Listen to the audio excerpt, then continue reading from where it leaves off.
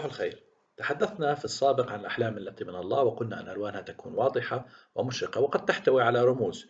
وتحدثنا عن الشخصيات في الأحلام كالطبيب والملك والأب والجندي إلى آخره، وعن رؤية الميتين في الأحلام. وهنا تحدثنا بشكل عام عن الشخصيات المشهورة في الأحلام. واليوم سأتحدث عن معنى أن يرى الشخص شخصية في الحلم ليست لها وظيفة، أو شخص على قيد الحياة، يعني يراه دائما أمامه، كأن يرى مثلا عمته أو عمه أو صديقه أو أخوه أو شخص يعرفه في العمل إلى آخره من الشخصيات التي نراها. فبالبساطة عند رؤية شخص في الحلم علينا أولا أن نفكر بأهم وأول فكرة تخطر ببالنا عندما نفكر بهذا الشخص، أو أول صفة تخطر ببالنا عندما نفكر بهذا الشخص على أرض الواقع. فمثلا شخص رأى عمته في الحلم، هنا يفكر ما أول صفة تخطر بباله عند التفكير بعمته، فيكون الجواب أن لها روح مرحة وكوميدية.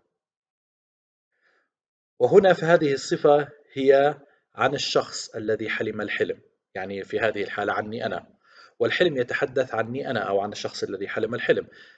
ففي هذه الحالة الله يخبرنا في الحلم أن عندنا روح كوميدية كروح عمتنا الكوميدية.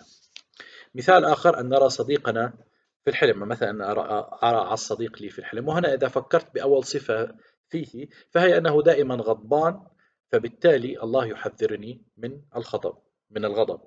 وقد أرى شخصا بمهنته، فمثلا إذا رأيت شخصا يعمل بمهنة خادم فقد يعني ذلك أن نظرتك لنفسك أو نظرتك لنفسك دونية، ولا ترى نفسك أو نفسك ذا أهمية عند الله، وعليك أن تصححي هذه النظرة لنفسك أو لنفسك. وهناك حالات يستخدم الله بها أشخاص بأسمائهم فقط، فمثلا إذا رأيت شخصا في الحلم اسمه كريم، فمعنى أن الله يكلمك عن صفة أو يكلمك عن صفة الكرم فيك أو فيك. وأحيانا يحمل الحلم بعدين فيتحدث عن الشخص نفسه وعنك أنت أيضا. فمثلا إذا رأيت جارك يسرق الديزل في الحلم من خزانك أو من خزان شخص آخر، فاعلم أن الحلم يخبرك بكلمة علم أو كما نسميها إلهاما من الله عن ما يقوم به جارك على أرض الواقع، ولكنه أيضا يخبرك أن تحذر أنت أيضا من السرقة في حياتك. وشكرا.